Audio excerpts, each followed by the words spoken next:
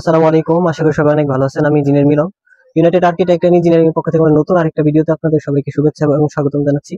আজকে দেখতে পাচ্ছেন আমরা চলে এসেছি হচ্ছে আমাদের যে পাঁচতলা প্রজেক্টটা আপনাদেরকে যখন আমরা লেআউটটা দিয়েছিলাম সেটা দেখানোর জন্য চেষ্টা করছি। আজকে এটা হচ্ছে আমাদের বেস ডালাই হবে। এই বেস ডালাই হচ্ছে কিছু বিষয় হচ্ছে কি কি বিষয় লক্ষ্য রাখতে হবে আপনাদের বেস ডালাইয়ের আগে। সেই বিষয়গুলো হচ্ছে আপনাদেরকে আমরা দেখানোর জন্য চেষ্টা করবো, যাতে হচ্ছে আপনারা আপনাদের যে সাইডে সেই বিষয়গুলো আপনারা মানে দেখতে পারেন, চেক দিতে পারেন। তো চল আসলে আমরা জিনিসগুলো দেখি কি কি দেখতে হবে। এটা হচ্ছে আমাদের একটা পাঁচতলা বিল্ডিং এর হচ্ছে সরি পিকাস পাইল করা হয়েছিল। এটা আমাদের পিকাস পাইল করার পরে এখন হচ্ছে এটার উপরে আমাদের পাইল ক্যাপটা ঢালাই হবে। হ্যাঁ, পাইল ক্যাপ ঢালাই করার ক্ষেত্রে সেটা হচ্ছে আপনাদের যে বিষয়টা খেয়াল রাখতে হবে, সেটা হলো প্রথমে হচ্ছে পাইল ক্যাপের মাথাগুলো ভাঙতে হবে।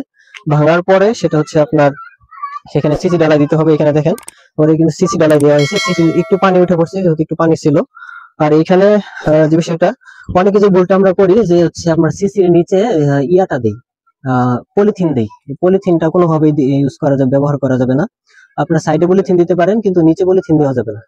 মানে পলিথিন কেন দেওয়া যাবে না সেটা বলি। যখন হচ্ছে আপনার বিল্ডিং এ ভূমিকম্প আসবে, ভূমিকম্প আসার পরে হচ্ছে যখন আপনার তখন বেসটা সরে যাওয়ার মানে একটা প্রবণতা থাকবে। হ্যাঁ, মুভ করার একটা প্রবণতা থাকবে। তার জন্য হচ্ছে আমরা সিসির নিচে হচ্ছে পলিথিন দিতে নিষেধ করি আর কি। এখন এইখানে আরেকটা বিষয় আপনার দেখতে হবে। এখানে আমি দেখাই, এটা হচ্ছে আমাদের সুতাটা ছিল। সুতাটা একটু দেখান। সুতাটা থেকে হচ্ছে আমাদের যে কলামের লেআউটটা ছিল, সেইখান থেকে হচ্ছে আমাদের এই পাশে 5 ইঞ্চি অফসেট ছিল। হ্যাঁ, এখানে দেখেন 5 ইঞ্চি অফসেট থাকার মধ্যে এই পাশে আমাদের 3.5 ইঞ্চি থাকবে হচ্ছে রডের মাথা পর্যন্ত, যেটা আমাদের থাকবে, রিং থাকবে। রিং এর পর্যন্ত 3.5 ইঞ্চি থাকবে। এইটা আমাদের আপনারা চেক দিয়ে নেবেন। আর হইলো এখানে আরেকটা বিষয়, এই কলামের যে সেন্টারটা, এইখান থেকে যে কলামের সেন্টারটা কিন্তু আমাদের দেখতে হবে যে এইখানে যে সেন্টারটা ঠিক আছে কিনা। এটা আপনার হচ্ছে উলম্ব দিয়া এটা হচ্ছে আপনি চেক দিয়ে নেবেন।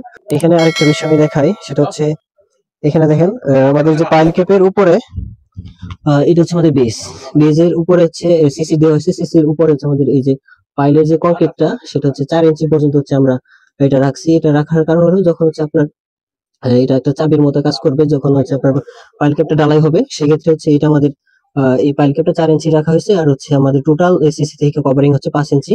এখানে দেখেন নিচে আমাদের কভারিং ব্লক দেওয়া আছে। হ্যাঁ, এই কভারিং ব্লক গুলো আমাদের নিচে দেওয়া আছে। আর হচ্ছে আমাদের যে কংক্রিটের উপর থেকে হচ্ছে 1 ইঞ্চি ক্লিয়ার কভার থাকবে। আর এই ব্লক গুলো হচ্ছে 5 ইঞ্চি। টোটাল আমাদের 5 ইঞ্চি নিচে ক্লিয়ার কভার থাকবে। আর সাইডে দেখতে পাচ্ছেন, সাইড হচ্ছে আমাদের 3 ইঞ্চি করে ক্লিয়ার কভার থাকবে। হ্যাঁ, আর আরেকটা বিষয় আপনাদের এখানে লক্ষ্য রাখতে হবে যে যেগুলো পাইল থাকবে, পাইলের রডগুলা যেটা করা হয় অনেকগুলো সাইটে আপনারা দেখবেন যে হচ্ছে পাইলের রডের মাথাগুলো এভাবে বাঁকায় দেওয়া হয়। হ্যাঁ, এই বেজ রডের সাথে বাঁকায় দেওয়া হয়। এটা কোনোভাবেই করা যাবে না। এই রডগুলা যে পাইলের মাথার যে রডগুলো থাকবে, এগুলো অবশ্যই স্ট্রেট থাকবে।